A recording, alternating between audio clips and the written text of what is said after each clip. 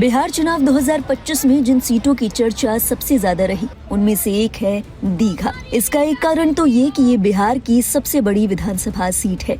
यहाँ तकरीबन 400 polling booth और 4 लाख से ज्यादा वोटर हैं। और दूसरा ये कि इसी सीट से दिवंगत एक्टर सुशांत सिंह राजपूत की बहन दिव्या गौतम चुनावी मैदान में उतरी थी। उनके सामने बीजेपी के मौजूदा विधायक संजीव चौरसिया और जन सुराज पार्टी के रितेश रंजन उर्फ बिट्टू सिंह चुनावी मैदान में थे। इस सीट से दिव्या को CPIML की ओर से टिकट दिया गया था। उनकी पॉपुलैरिटी और युवा उम्मीदवारी के चलते इस बात की आस थी कि दिव्या को लोगों का साथ मिलेगा, लेकिन रुझानों को देखते हुए लगता है कि जैसे जनता ने दिव्या को नकार दिया। 29 राउंड तक इस सीट पर बीजेपी के उम्मीदवार संजीव चौरसिया को 47,492 वोटों की बढ़त मिलती दिखाई दी। संजीव चौरसिया को 88,313 वोट मिल चुके थे। वहीं दिव्या दूसरे नंबर पर 40,821 वोटों पर थी। 29 राउंड तक जिस तरह चुनाव का रुझान दिखाई दिया, दोनों उम्मीदवारों के बीच एक बेहद बड़ा अंतर दिखाई दिया।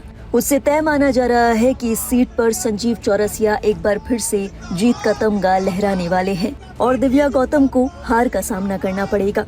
गौरतलब है, दिव्या गौतम की उम्मीदवारी इसलिए खास मानी जा रही थी क्योंकि न केवल वो एक जानी पहचानी पारिवारिक पृष्ठभूमि से आती है, बल्कि वो एक ऐसी युवा उम्मीदवार बनकर उभरी जिनकी यात्रा संघर्ष, शिक्षा और विचारधारा तीनों स्तंभों पर टिकी थी। जहां ज्यादातर उम्मीदवार राजनीति में किसी न किसी सामाजिक या पारिवारिक विरासत के सहारे आते हैं, वहीं दिव्या ने अपने दम पर अपनी पहचान बनाकर मिसाल कायम की।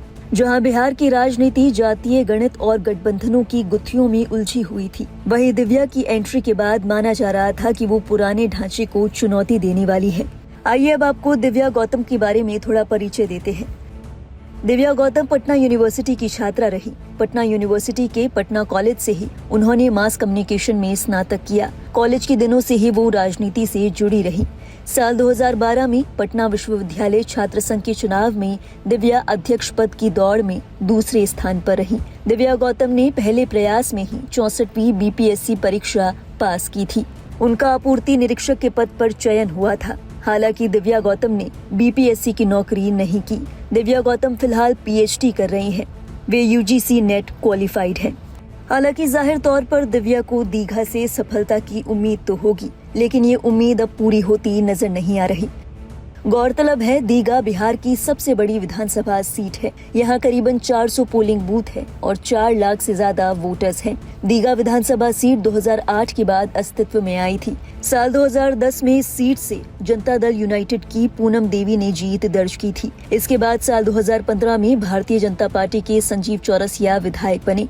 2020 में भी बीजेपी विधायक संजीव चौरसिया ने इस सीट पर जीत का परचम लहराया। उन्होंने CPI माले के शशि यादव को हराकर दोबारा जीत दर्ज की थी और अब एक बार फिर से संजीव चौरसिया का नाम सबसे आगे है। माना जा रहा है कि इस बार भी संजीव चौरसिया ही इस सीट से विधायक होंगे।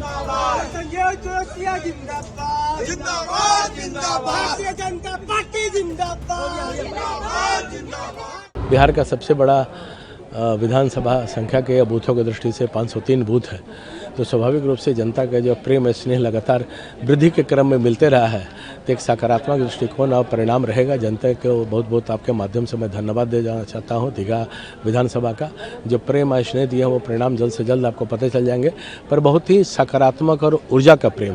और मैं बिहार की जनता को भी, मतदाताओं बंधुओं को भी आपके तरफ से, आपके माध्यम से बहुत धन्यवाद देना चाहता हूँ कि उन्होंने जो एक सकारात्मक दृष्टिकोण इंडिया के पक्ष में दिया है, कि पूरा विश्वास जो दिया है वो लगातार विकास के साथ परिणित हुआ है। तो आज विश्वास और विकास ये NDA गठबंधन का जो परिणाम रहा है, जनता ने उसका परिणाम देगा और जल्द से जल्द उसके रिजल्ट भी आपको जल्द से जल्द दिखाई देंगे। एक तरफ आप बोल रहे हैं कि विकास की गाथा लिखी जाएगी, NDA का परिणाम NDA के पक्ष में है, दूसरी तरफ सुनील सिंह कह रहे हैं कि अगर कुछ गड़बड़ी हुई तो। आज यही मानसिकता दिखाता है।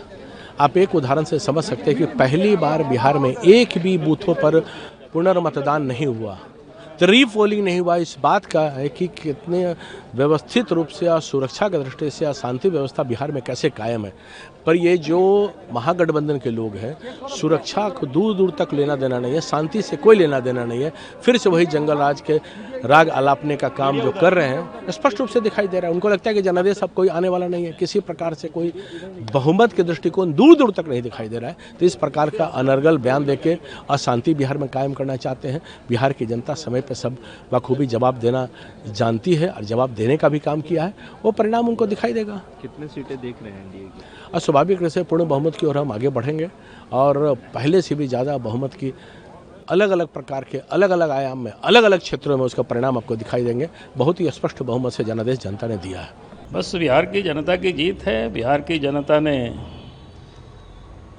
नीतीश जी के जो पिछले 20 वर्षों से जो काम कर रहे थे उस पर फिर से एनडीए गठबंधन की सरकार के कामों को लोगों ने मुहर लगाया। 200 से भी ज़्यादा नहीं, स्वाभाविक है कि ये तो बिल्कुल स्पष्ट था। जितने भी प्रकार की जो सर्वे थे, सभी सर्वे एजेंसी भी बता रही थी कि भारी जीत एनडीए की हो रही है इस बार, और वो बिल्कुल परिणाम आया तो सबके सामने है। सर वो 200 से ज़्यादा जीत बड़ी, मतलब 200 से ज़्यादा सीटें और प्रधानमंत्री मोदी पे भरोसा और नीतीश कुमार पे भरोसा, एक बार फिर से बिहार की जनता ने मैसिव संदेश देने का। देखिए, स्वाभाविक है कि हमने कहा कि जिस प्रकार से बिहार में नीतीश जी के नेतृत्व में, केंद्र में नरेंद्र मोदी जी के नेतृत्व में जो लगातार विकास का जो काम हुआ है, सबका साथ, सबका विकास, सबका सहयोग, तो उस पर बिहार की जनता ने बम्पर मोहर लगा दिया है। बिहार तो एक झांकी है और आगे बंगाल बाकी है। अगला पड़ाव हमारा भाजपा का होगा बंगाल में, वहाँ भी सरकार बनाएंगे। बिहार का चुनाव संपन्न होने के बाद भारतीय जनता पार्टी की रणनीति होगी। बंगाल में चुनाव 2026 में होने जा रहा है, इसीलिए हम लोगों ने नारा दिया है कि बिहार तो एक झांकी है, बंगाल बाकी है। अगला हम चढ़ाई करेंगे बंगाल पर और वहाँ भी ममता बनर्जी को सत्ता से बाहर करेंगे और वहाँ भी जो जंगल राज आ गया है, वहाँ की जनता को जंगल राज से मुक्त करा करके राम राज लाने का काम करेंगे। कल एमएलसी ने बड़ा कड़ा लहजों में चेतावनी दिया है कि यहाँ नेपाल और ये आरजेडी के नेताओं का बल इसी टाइप का होता है, भड़काऊ, अशांति पैदा करना, सामाजिक सौहार्द बिगाड़ना जा करके और कानून को हाथ में लेना जा करके, तो उसका बयान गैर जिम्मेदाराना बयान जा करके, और उसके वजह से एक माहौल ख़राब उन्होंने किया जा करके। उनको इलेक्शन कमीशन पर विश्वास नहीं है, सरकार का व्यवस्था पर विश्वास नहीं जा करके, और जिसे भड़काऊ भाषण दिया है पर FIR भी की गई है, पुलिस कार्रवाई भी कर रही जा करके है। और ऐसे लोग जो कानून को हाथ में लेने का काम कर रहे हैं वो बिहार में बख्शे नहीं जाएंगे जा करके। बिहार में हम धन्यवाद देंगे बिहार के प्रशासन को, इलेक्शन कमीशन को, कि एक भी मतलब मतदान के अंदर दोबारा चुनाव नहीं करना पड़ा। पहले होता था ऐसा, चुनाव के बाद अनेक मतदान के अंदर दोबारा चुनाव करना पड़ता। ये पहली बार है कि वोट का परसेंटेज बढ़ा, उसमें इलेक्शन कमीशन, सरकार, राज्य सरकार के प्रशासन का एक अहम भूमिका रही।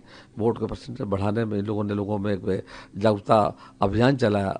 दिख रहा है कि वोट के रेशियो हमारी बढ़ी जा करके है और शांति में मतदान हुआ, कहीं पुनर्मतदान करने की अनुमति नहीं आई है। इलेक्शन कमीशन को धन्यवाद देंगे, लेकिन आरजेडी के लोगों को निराश नहीं आ रहा है। वो सपना देख रहे, शपथ ग्रहण का सपना देख रहे थे।